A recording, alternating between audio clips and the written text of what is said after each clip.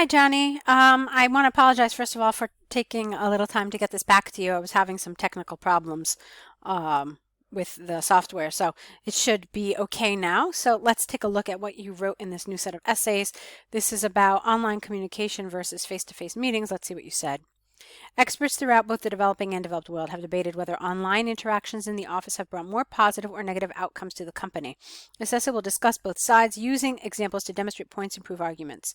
Okay, um, it's nice in terms of grammar, no problems. It flowed very nicely, but there's one problem. You have a direct question here. Do the advantages outweigh the disadvantages? Now, you've probably noticed that every IELTS Task 2 prompt has some sort of a command.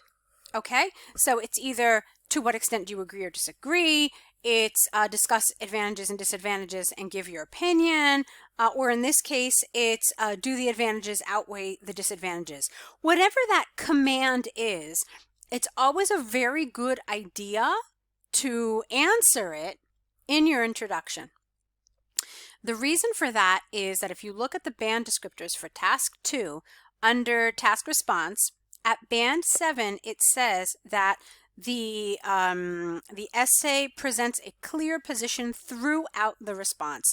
Throughout is the key word here because it means from the beginning to the end. The easiest, clearest way to make sure that your position is clear from the beginning to the end is by including it in your introduction. Your position, of course, is the answer to whatever that command is. So for that reason, it's nice that you're saying you're going to discuss both sides, but we really have no idea if you think, in fact, that the advantages outweigh the disadvantages. So it's very important that you put the answer to this in your introduction. Okay. All right, let's move on with the rest of the essay then. There is ample evidence that supports the idea of online communication in the... No. There is ample evidence that online communication in the workplace provides more advantages to the business. Okay, you had some extra words here that just made the grammar inaccurate. You could have kept this, but you had to change it. Let me try it a different way. There is ample evidence that supports the idea of online communication in the workplace providing more advantages to the business. That would have worked. Okay? The central reason behind this is twofold. Firstly, it consumes a lot less time as compared to conventional meetings. Since virtual meetings avoid physical existence of the employee, that doesn't work. It's not physical existence. It reduces traveling time and allows a business to finish their work at a much faster rate. Secondly, a company could save a large amount of money by not allocating budget for travel allowances. For example, recent empirical research by the Indian government demonstrated that a company could reduce its yearly operating costs, this should be plural, by nearly 10% when communicating with employees and clients online. Therefore, it is conclusively clear that online services boost a company's work speed and minimize expenses. Okay, I really like the way you developed this. I thought you did a great job of it. Each of your main ideas had support that explained, that extended, and developed your argument. So I thought you did very well with that. I did have an with some of the language here in the first part of the paragraph. So I would like to look at that again to see if we can maybe, suggest some alternative sentences here and so forth. So let's see. It consumes a lot less time as compared to conventional meetings. Fine. Since virtual meetings avoid, you didn't mean this, the physical existence of the employee. What are you saying, that the employee doesn't have like a physical form? That doesn't work. You mean something else here. It reduces traveling time. Careful here. It reduces is wrong. It's they reduce because meetings is plural. Do you understand here? So you have some, there's no agreement between your pronouns and your nouns. So let's try it again. Since virtual meetings do not require the physical presence of the employee, they reduce traveling time and allow employees or staff, you could have said here, and allow staff to finish their work at a much faster rate. Okay, so I made a handful of changes in this sentence. Let's try it one more time. Since virtual meetings meetings do not require the physical presence of the employee, they reduce traveling time and allows staff to finish their work at a much faster rate.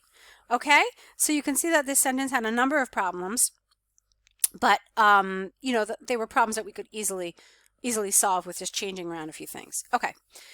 And then I thought the rest of it was fine. So it was really just that sentence essentially. Okay, let's move on. Okay, although there is a case for saving, get rid of that S here because you want saving as a verb. You don't want as an ing, a gerund, not an S. Savings like the noun savings. So although there is a case for saving time and money, online interactions have some negative consequences as well. This is largely because online services require a stable data connection and electricity. The failure, here, why don't you do this as well? The failure of which would cause disruption in important talks and dealings between clients and employees. Okay, so that would have been a nice grammar thing to do here. The failure of which, it's advanced, it's a relative clause, so it's a nice advanced piece of grammar. It refers back to both the stable connection and electricity, so that would have been a really nice thing to write there. For instance, research done by Dhaka University showed that 5 out of every 12 meetings held in Dhaka on Zoom apps, well, it should just be on Zoom, not apps, get rid of apps, are not successful, get rid of the being, just because of either poor connectivity or electricity. Furthermore, it harms interpersonal relationships in an office. Statistics show that due to lack of face-to-face meetings, employees develop fewer social skills, and it increases the chance of growing conflicts among colleagues. Consequently, it is possible to state beyond doubt that unsuccessful meetings and collision, you don't mean collision, that's the wrong word, are the results of virtual meetings. Yeah, you don't mean collision. There's a different word you want here. Maybe you want conflict. Oh, you wrote conflict here too. Okay, I would try to find a synonym for conflict. Maybe, gee, I don't know. Discontent, perhaps? That would have been a decent word. There are a lot of different words. I would just try to find a good synonym for conflict, but definitely not collision, which has a totally different meaning. Let's move on. From the given arguments and examples, careful here. Look, given, careful.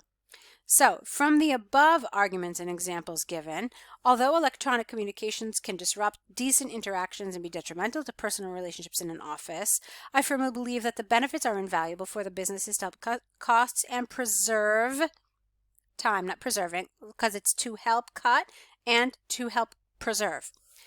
Therefore, the pros of online meetings are greater than the cons. Okay, fine. I thought it was a very good essay. I really liked that you developed as you did. I thought you did a great job of that. I did see you write something at the bottom of your email. We'll look at it. But I was really happy with the development of this. The issues that I have are, as far as I can tell, it's mostly vocabulary where you have some wrong word choices. It's nothing super tragic. It's not like we couldn't make out the meaning of what you were saying, but it does reduce the accuracy. And I want you to be careful about that, okay? All right, so on the whole, it was a good essay. It was very good, but I want you to work on some of those vocabulary things in a couple of those areas that had some grammar that was questionable.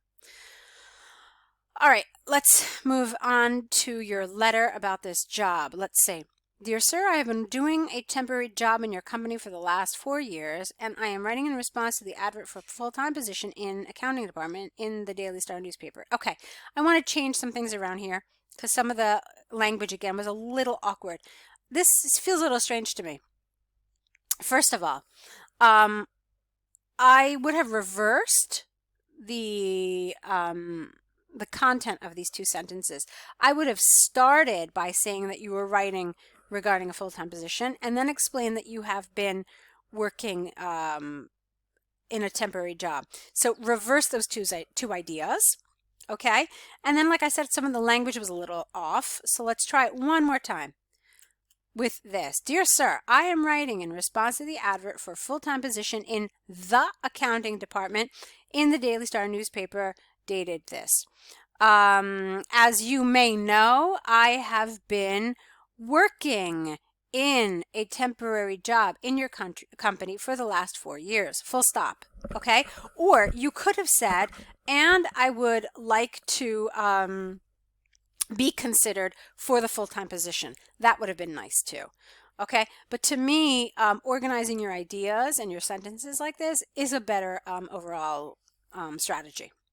Let's move on. From the last, well, not from the last few days, but it should be for the past few days, I have been looking for a full-time opportunity because I have finished my college and am available to work full-time.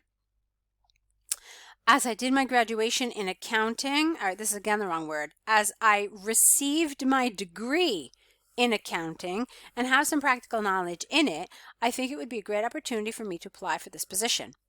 In future, I am intended to excel. No, not I am intended. That's the wrong expression here. And it's also the wrong word. So, in the future, I hope to advance my accounting skills and see myself in a managerial position within a short period of time. Therefore, with an E and then a comma, I will be focusing more on my job to achieve my professional goal. I will definitely be an asset for the company as I have been working here for a couple of years. We said 4 here, so careful. Couple is, I don't know. Couple usually means like 2. Since I'm familiar with most of the accounting software, there will be no training required.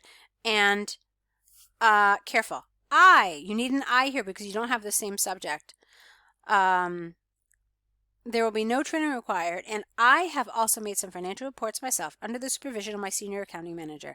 So, I am confident that if you hire me for this position, based on my academic and professional experiences, I surely would be able to provide excellent service to the company. I look forward to hearing from you. Yours faithfully. Okay, good. I was happy with this, mostly. Let's see. You talked about why, you talked about this, and you also talked about this. So you covered all of the areas that would that were required for a good task achievement score. So that was fine. You extended, so I thought that was really good. It was just, again, some little things in terms of vocabulary, in terms of grammar. I want you to work on those so that your accuracy is improved. Now, let's see what you wrote me. You asked me, is there a problem? No, absolutely not. There is no word maximum for IELTS, okay? A lot of times it is recommended that test takers stay below a certain word length simply because a lot of people, when they extend above, say, for example, 300 words, they go off topic, and they also